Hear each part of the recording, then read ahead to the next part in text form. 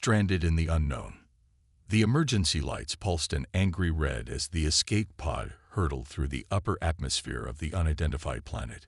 Inside, three beings from vastly different corners of the galaxy braced themselves against the violent descent. "Status report," demanded Vexar, his exoskeletal fingers dancing across the faltering control panel. The Arthrosian science officer's compound eyes reflected the chaotic array of warning indicators. His chitinous body trembled slightly, though whether from fear or the pod's violent shaking was impossible to tell. "Primary systems failing. Secondary systems failing. Tertiary systems non-existent," replied Maris with typical Lumini calm. The translucent, jellyfish-like navigator's body glowed a soft blue in the dim emergency lighting. "I estimate 12% chance of survival." From the third crash couch, a string of elaborate curses emanated in at least 6 different languages. Terranar, the Felorian security officer, was gripping her restraints so tightly her violet-furred knuckles had blanched to pale lavender. Her feline ears lay flat against her skull, and her tail lashed wildly behind her. 12%. She hissed through sharp teeth. "That's the best you can offer, Lightbulb." Maris's body pulsed a mild yellow. "I could lie if you prefer." "Both of you, silence." Vexar's mandibles clicked in agitation. "Save your strength for surviving whatever's down there. The pirates who attacked our research vessel clearly wanted us dead. Let's not fulfill their wishes by killing each other before we even land."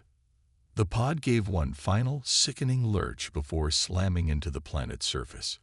The impact threw all 3 passengers against their restraints, followed by an ominous silence broken only by the hiss of cooling metal and the soft crackle of damaged electronics. Terranar was the first to recover, her enhanced senses already cataloging their environment. "Air seems breathable, at least for me. Temperature manageable. Gravity slightly higher than standard. We're alive, which is something." Vexar unclipped his restraints and moved to the pod's single view screen. "Let's see where we've landed." What they saw sent a collective shudder through the trio.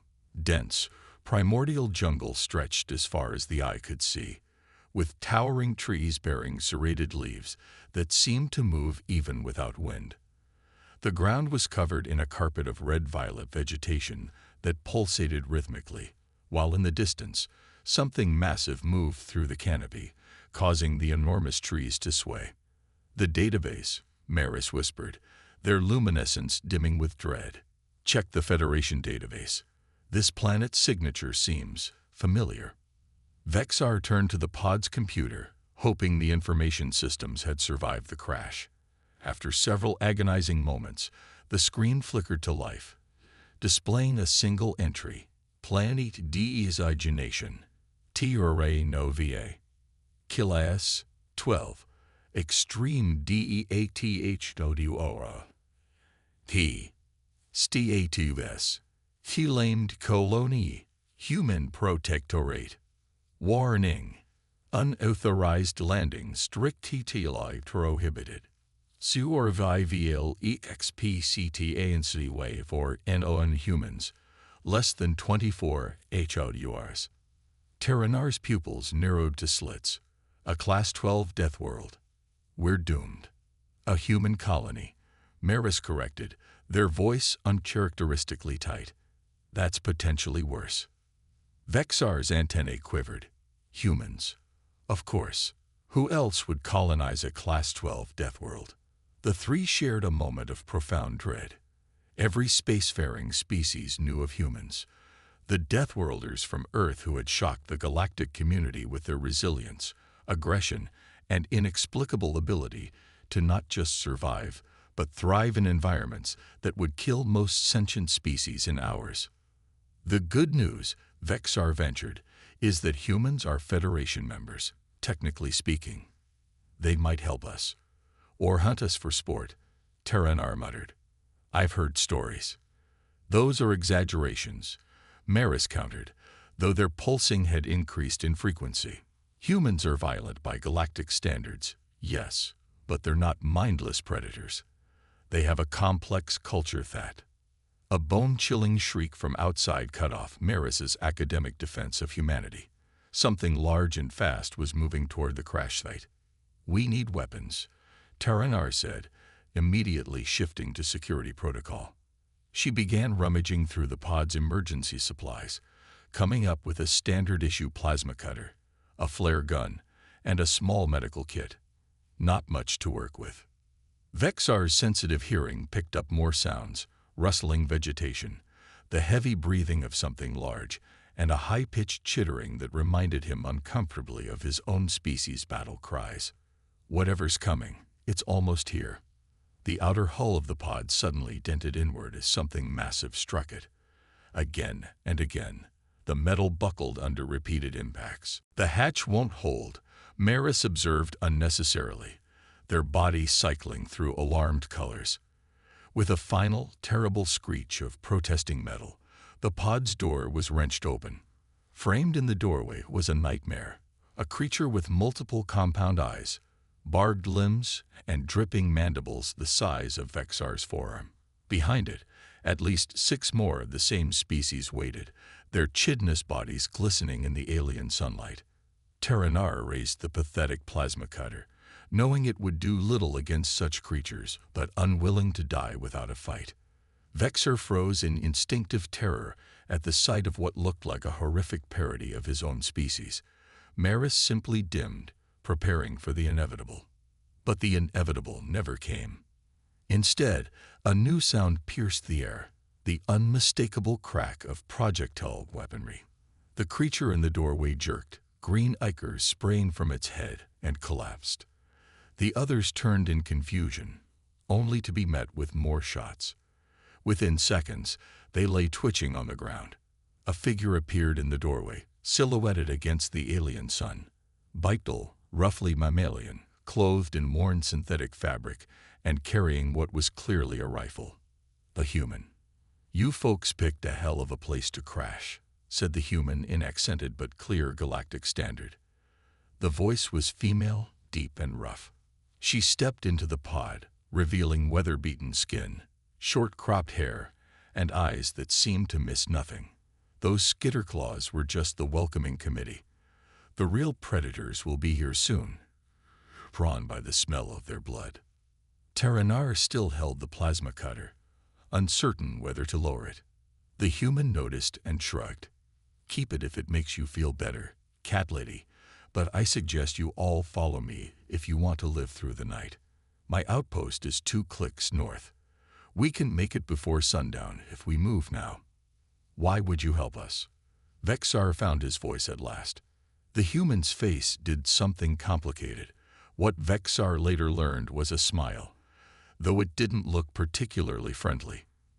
"Because contrary to what the Federation thinks of us, we don't leave people to die.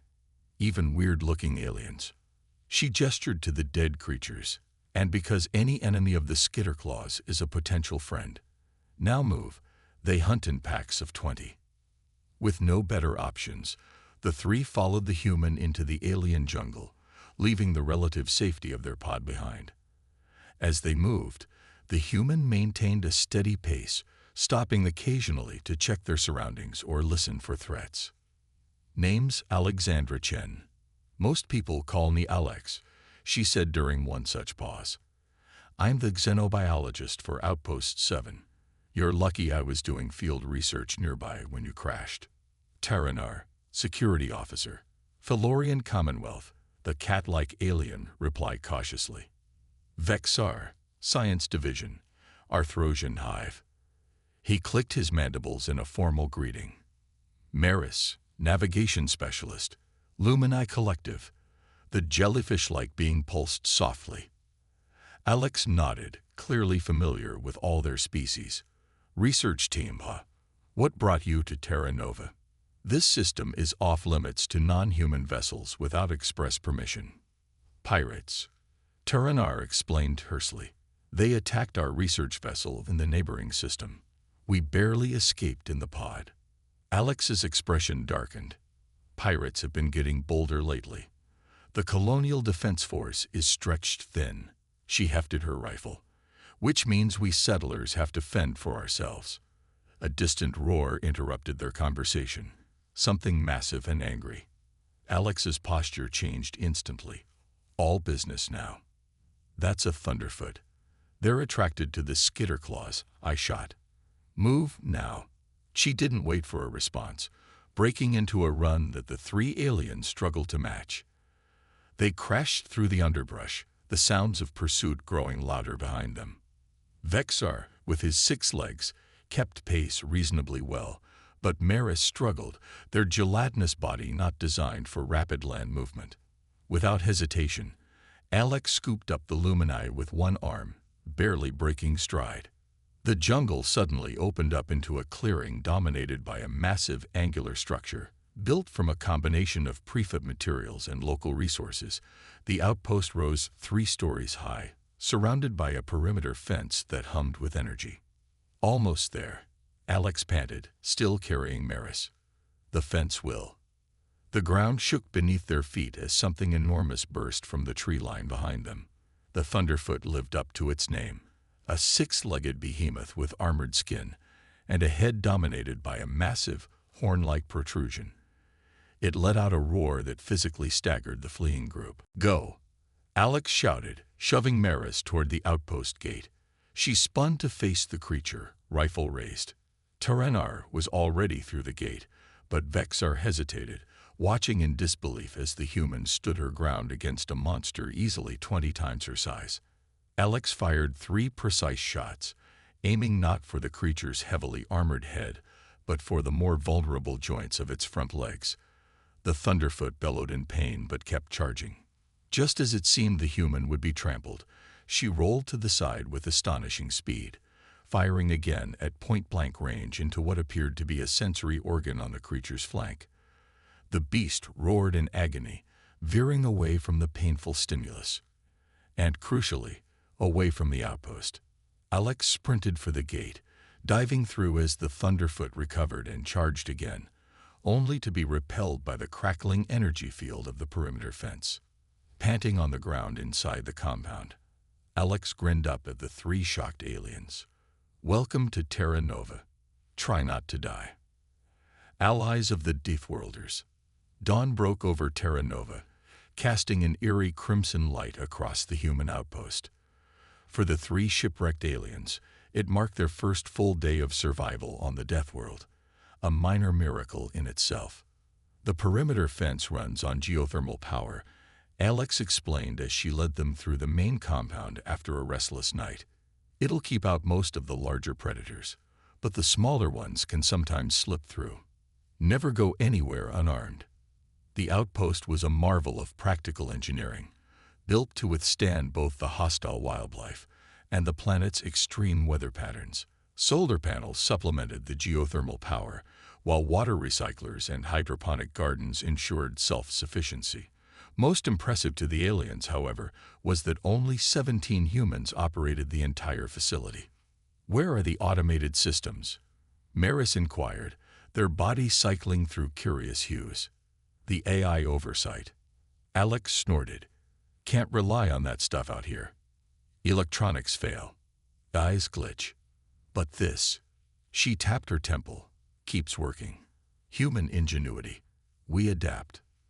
They entered the command center, a spacious room filled with monitoring equipment and communications gear. Several other humans looked up as they entered, their expressions ranging from curiosity to wariness. "Team, these are our new guests," Alex announced. "They'll be staying until we can arrange transport back to Federation space." A burly man with a thick beard stepped forward. "I'm Commander Reyes. Sorry about your predicament, but you couldn't have crashed in a better place. If you'd landed anywhere else on this continent, you wouldn't have survived the night. We're grateful for your assistance." Vexar clicked respectfully, his mandibles moving in the Arthrosian gesture of thanks. "Don't thank us yet," a younger woman interjected, her arms crossed over her chest. "Resources are stretched thin as it is. 3 more mouths to feed won't help." "Dr. Lin, enough," Reyes said sharply. "These folks are Federation citizens. We help them. End of discussion." Lin subsided, though her expression remained skeptical.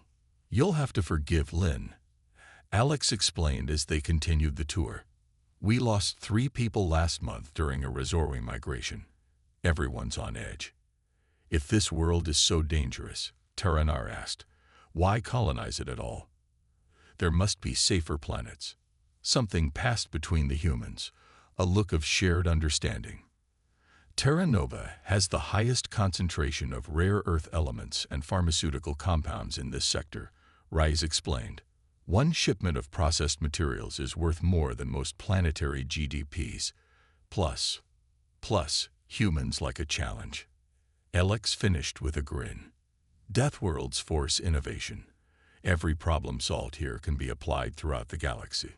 Terranar's tail twitched skeptically. So it's about money and pride. It's about pushing boundaries, Alex corrected. Humans thrive at frontiers. Always have. The tour continued to the research labs, where Vexar became immediately engrossed in the xenobiology specimens. As an Arthrosian scientist, the diversity of insectoid life on Terra Nova fascinated him despite the danger. These skitterclaws, he chittered excitedly, examining the preserved specimen of the creature that had nearly killed them. They share convergent evolutionary traits with my species, but the adaptations for this high-gravity environment are remarkable. Lynn seemed to warm to the enthusiastic scientist. We've documented over 200 arthropod species in this region alone. Your perspective would be valuable, actually. Meanwhile, Maris found common ground with the outpost's navigator, sharing techniques for mapping hostile terrain. The Luminae's natural bioluminescence and sensitivity to electromagnetic fields prove useful for identifying mineral deposits, earning them grudging respect from the resource-focused colonists. Only Terranar remained aloof, her security training making her wary of the armed humans constantly patrolling the perimeter. She spent hours observing their rotations, their weapons handling, their response times to alerts. Professional habits she couldn't break even in a supposedly friendly environment. On the third day, Reyes called them to an emergency meeting. Our sensors have detected unusual movement patterns in the northern quadrant, he announced, pointing to a holographic map. Massive migration of predator species, all moving south, directly toward us. That's unprecedented, Lynn said, frowning.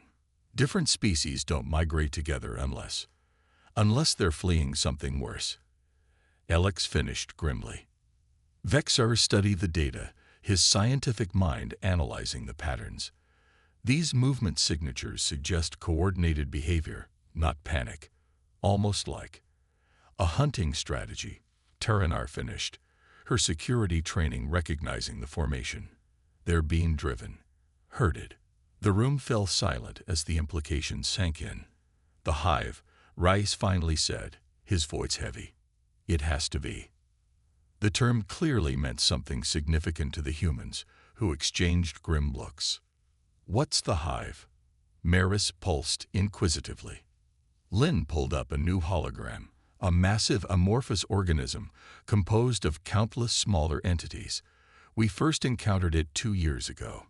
It's a colonial superorganism that absorbs and incorporates other species into itself. It learns, adapts, and grows with each new absorption. And it's intelligent, Alex added.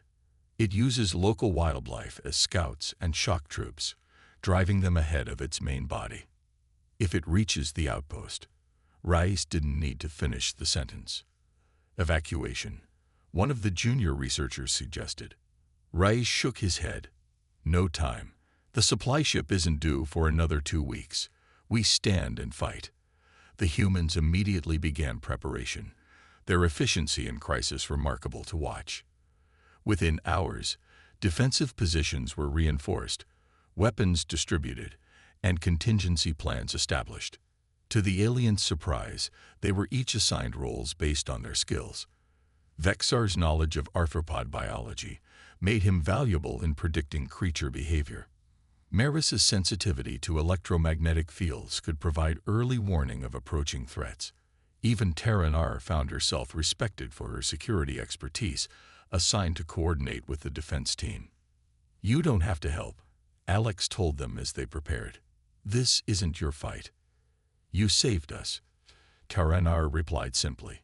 We may not understand humans entirely, but we understand dead. The first wave hit at dusk, a swarm of smaller creatures that tested the perimeter defenses. They were repelled, but at a cost. 2 sections of fence overloaded and failed. They're probing for weaknesses, Taranar observed as they regrouped. The hive is learning. The second wave came at midnight. Larger predators this time, sacrificing themselves against the defenses to create breaches for the smaller creatures following behind. The humans fought with remarkable courage, standing their ground even when outmatched in size and strength. What they lacked in natural advantages, they made up for with technology, tactics, and sheer determination. Vexar found himself fighting alongside Lin, using his knowledge to predict attack patterns. The Razorings will target the power generators, he warned, just in time for Lin to redirect defenses. Maris, though physically vulnerable, became the outpost's early warning system, their body flashing warning colors seconds before each new assault, giving precious time to reposition defenders. And Taranar, to her own surprise, fought back-to-back with Alex against a breach in the eastern perimeter, her natural agility complementing the humans' resilience. Dawn approached with the outpost still standing, though damaged. The attacks had temporarily subsided, but the worst was yet to come. The hive itself will attack next, Rise announced grimly. Our conventional weapons will have limited effect against its central mass. Then we need unconventional weapons, Alex replied. She turned to Vexar. You said the skitterclaws share biology with your species. Would your natural pheromones affect them? Vexar's compound eyes widened with sudden understanding. Potentially, yes. My species uses alarm pheromones to scatter hive mates during threats. If we could synthesize it at sufficient concentration. The chemical lab has what we need. Lin interjected, already moving. Within hours, they had created a crude but potent synthesized Arthrosian alarm pheromone, loading it into the outpost's irrigation dispersal system. The plan was simple but desperate. Disrupt the hive's coordination by triggering instinctive panic in its arthropod components. They didn't have to wait long. Just before noon, the ground itself seemed to heave as the hive approached. A writhing mass of amalgamated organisms moving with terrible purpose toward the outpost. Now, Rise ordered. The irrigation system activated, spraying the concentrated pheromone in a wide arc. For several heart-stopping moments, nothing happened. Then, chaos erupted within the hive's mass. The skitterclaw components began to break formation, their programmed coordination dissolving into instinctive panic. The disruption spread through the colonial organism like a wave, sections turning against each other in confusion. It's working. Vexar chittered excitedly. Not for long, Alex cautioned. The hive adapts quickly. We need to strike now, while it's disorganized. Reyes nodded grimly. All teams, execute Operation Sunburn. The humans activated a series of buried plasma charges, strategically placed along the hive's approach. The resulting explosion was spectacular, tearing huge chunks from the colonial organism and scattering its components. For a moment, victory seemed certain. Then, with horrifying speed, the scattered pieces began to reform, the hive's self-preservation instinct overriding even the pheromone-induced panic. It's adapting. Lin shouted. The pheromone won't work twice. Taranar, watching the reformation process, suddenly realized something crucial. There at the center, that pulsing node is coordinating the reformation. Maris flashed in agreement. It's emitting a specific electromagnetic signature. I can sense it. If we take out that node, Alex didn't need to finish. I'll go, Rice said immediately, checking his weapon. Not alone, Alex countered. To everyone's surprise, she looked at their alien guests. This affects all of us now. Who's with me? Without hesitation, Taranar stepped forward, then Vexar, then Maris. The strike team moved out, using the lingering confusion from the pheromone attack as cover. Alex led, with Terranar providing close security, Vexar identifying threats, and Maris guiding them toward the control node's electromagnetic signature. They fought their way through the regenerating hive, each step a battle against the organism's defensive responses. Twice they were nearly overwhelmed, saved only by the combination of human resilience and alien specialized abilities. Finally, they'd reached the throbbing central node, a grotesque amalgamation of absorbed neural tissue that pulsed with malevolent intelligence. The charges, Alex gasped, bleeding from multiple wounds but still standing. Set them here. As Rice placed the explosives, the hive made one final desperate attempt to stop them, sending a wave of absorbed predators to protect its core. The team fought desperately, a circle of defiance against overwhelming odds. Charges set. 30 seconds. Rice shouted above the chaos. Run.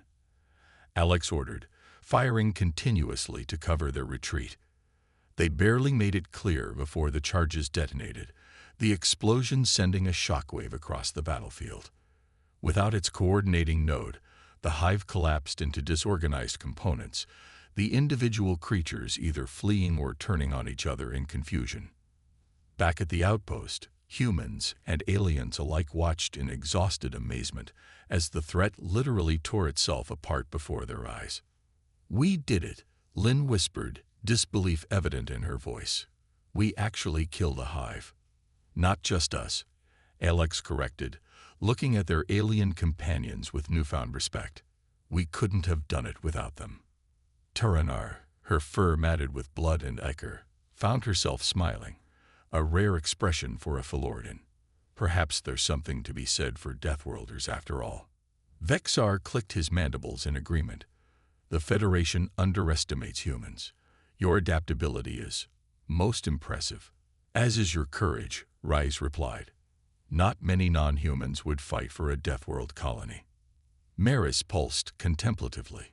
"Perhaps that is what we've learned here. On a Deathworld, old divisions matter less than survival. Human or alien, we all faced the same threat." In the days that followed, as they awaited rescue, the bonds formed in battle deepened into genuine respect and friendship. The humans shared their knowledge of survival on hostile worlds, while the aliens contributed their specialized skills to improving outpost operations. When the Federation rescue finally arrived, the scene that greeted them was nothing short of revolutionary. Humans and aliens working side by side, not as reluctant allies, but as friends bound by shared experience. "The Federation won't believe our report," Vexar noted as they prepared to depart. "Then we'll have to show them," Terranar replied, her decision already made. "I'm requesting assignment as security liaison to Terra Nova." "And I as scientific consultant," Vexar added. Maris pulsed in agreement. "The Lumini Collective will be intrigued by my navigation charts of Deathworld terrain. I believe a permanent exchange program would be beneficial to all parties." Alex grinned, shaking hands with each of her alien friends. "Looks like we've started something here, a new kind of alliance." "The best kind," Rise added, "one forged in fire." As the rescue ship departed, carrying not just survivors but ambassadors of a new understanding, Terranar looked back at the Deathworld that had nearly killed them, and at the humans who had shown them that even the most dangerous environments could become home with enough courage, ingenuity, and cooperation. Perhaps, she thought, the galaxy had underestimated humans all along. Not because of their strength or resilience, impressive though those qualities were, but because of something far more important, their capacity to turn enemies into allies and strangers into friends, even in the harshest of circumstances. In a universe of countless worlds and species, that might be the greatest survival trait of all.